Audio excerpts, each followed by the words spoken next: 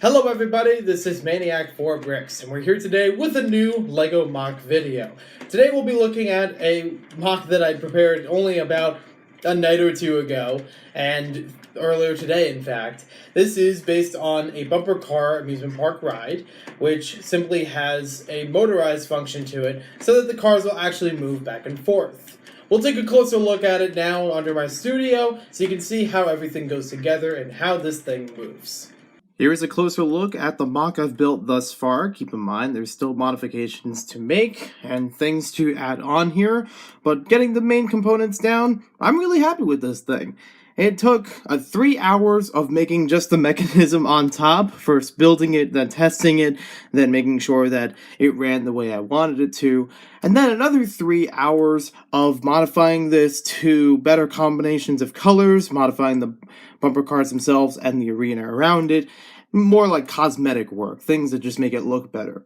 But for what I've done thus far, I'm actually pretty happy with how things turned out.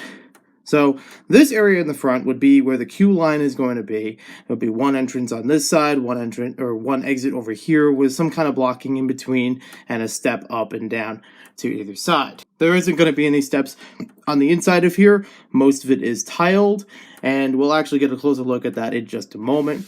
Most of the outside, I've tried to make it so that you can see it through there, but I might modify that a bit more over time. Along the back, I've just attached some of the power functions components. For right now, it's not the final resting place for any of these items. I mean, for the motor, probably. But the good thing about this is the motor is easy to detach if I need to use this for another project. And then just a little bit of work to add it right back in and line it up with everything. But it'll work nonetheless. I only have it turned up for one crank in either the right or left direction on the remote itself so that each of the cars can move. It's the slowest speed that seems reasonable for making the cars move back and forth without being too blurry, but I might modify this later with some gears to try to make it a little bit slower and run the motor at a faster pace. I have tested this enough that it would really slow down if it ran for more than like 30 minutes or so. There was another issue that I had every so often with this, and that was what you're seeing here.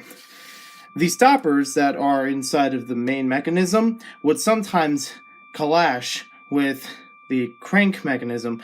I don't know the technical terms for it off the top of my head, but basically these two pieces would collide with each other, and simply just moving it or nudging it a little bit will keep the thing still running. Let's get a look on the inside of this right now. The cool thing about this design is that I've made it actually kind of modular. You can take off most of the top area of it to take out everything, including the bumper cars themselves. They are attached onto the mechanism on top, which I'll get to in just a bit. So now we could take a closer look on the inside to see how the tiling is laid out, see how the tires are attached in there with different round cylinder 1x1s. There is a small tiled walkway around the area and kind of gives an idea of where the bumper cars would be. Like, you just get to about the ends of these tiles in any direction. And yeah, it seems like the right aesthetic for what a bumper car arena would look like. So I'm really happy with how that laid out. So here's a close-up look at the bumper cars themselves. They are identical except for a couple of color changes here and there. You can fit either a regular minifigure or a short-legged minifigure in here, nice and easy, so kids and adults can play in the bumper car arena. I really tried to make this as compact as possible. This is like just enough space for in the arena so that even when the cars go next to each other, they don't actually bump like to knock the other person out, but they'll just have like enough room to brush past each other without causing any issues. Every so often they do actually hit each other, but they don't cause any catastrophes. I was actually really happy with the design here, which was kind of inspired by the Joker bumper car polybag from several years ago from DC Superheroes. But I had my own spin on it with how the plates and different tiles and slopes went around this thing. I did like adding in some of those quarter round slope piece or tile pieces, give it more like a cushiony area. You can tell a little bit better with the adult minifigure in here. I also did like adding in the safety bar as opposed to a steering wheel, so they're nice and safe on the ride. And the color combination works very well. Like, it doesn't feel too off about the light bluish gray and black in there. I would want to substitute out the Keat orange plate in there, but otherwise I think the colors work very well and seems very good all the way around. Neither of these have wheels in the bottom. They actually started out with that when I first made this, but I felt that it wasn't really doing anything. It didn't really catch on to the tiles much more than the bricks did here, so I was okay with leaving those off of here. And it was just like a little bit of space above the tiles that it probably wouldn't have even reached them, so I was okay with that. So this crazy combination of parts is the top of the bumper car arena, but it's also the main mechanism to make the cars move back and forth. This is known as the Tremble of Archimedes, or in LEGO terms, the Kentucky Do-Nothing Machine. I say that because there was a book from 1998 partnered with Klutz called LEGO Crazy Action Contraptions, as opposed to the 2008 version does not include the similar instructions, but they do have a section in here of a machine known as the Kentucky Do-Nothing. You can also find Do-Nothing Machine online, and it might bring it up, but it might be more difficult. Anywho, this is the more basic form of it, and I've just upgraded this. It actually has the same layout, just by coincidence, but it does have a few modifications here and there. For example, the points that are moving back and forth aren't as thick as the other ones. I did try them before, but they would always get stuck in between the lanes, so I figured I would just make it more simple, and it worked a lot better that way. Basically, this is how it works. The motor is powering a crank that is moving back and forth in a 360-degree fashion.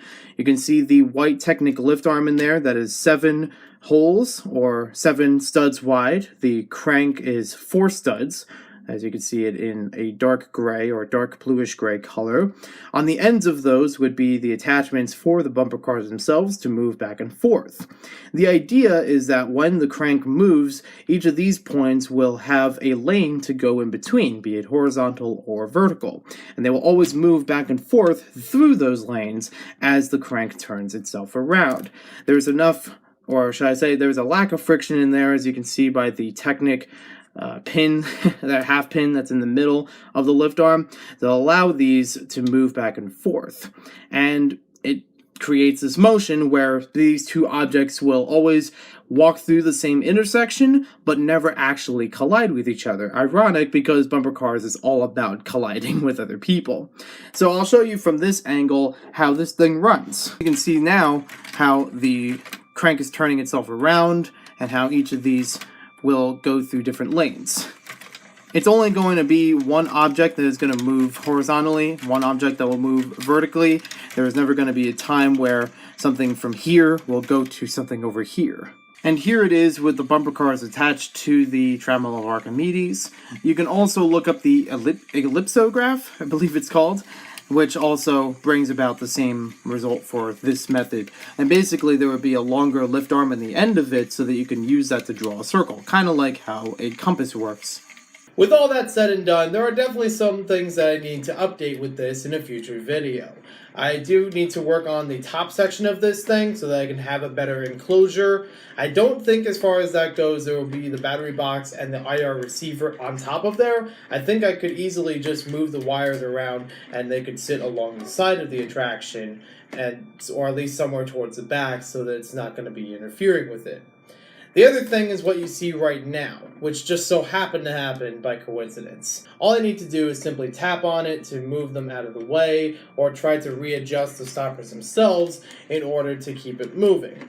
But it is something that I do want to fix, and I could probably use another piece that could go in there to keep the movement going in a more perpetual motion. I still have to test this for a longer period of time. It's currently been running for over 20 minutes before this video was made. I'm basically going to run it for a long time so that way when I bring this to conventions, it'll be easier to tell if something goes wrong, then I know how to fix it, and that it'll be running for a long time for the course of the convention hours. Along with the modifications to this thing, I do still need to make a queue line that would go along the front and possibly on the sides here. And also I need to find a way to make the windows a little bit more clear. It's a little hard to see inside of here just from the outside perspective, so luckily you got this video with a couple insider perspectives from me.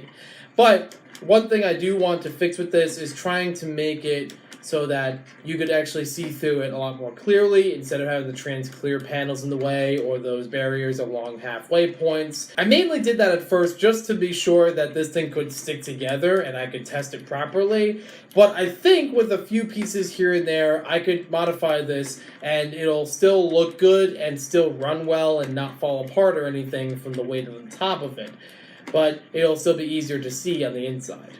So we'll see more about that in an upcoming video. But thank you for watching this video. Hope you guys enjoyed it. If there are any further questions you have, let me know in the comments down below. And I will see you next time with more videos, so check back with the update. So subscribe so you can check that out. And there will be more updates on other LEGO MOCs I've been working on, so you can check back for more of those when you are subscribed to the channel. We'll see you next time with more LEGO videos.